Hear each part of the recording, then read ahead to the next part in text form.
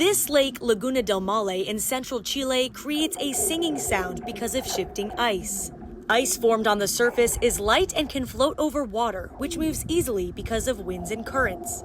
As a result, the ice can crack and deform, creating this eerie sound,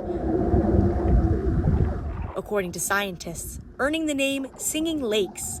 Scientists say the lake sounds are more common in Europe and North America, but are rarely seen in Chile.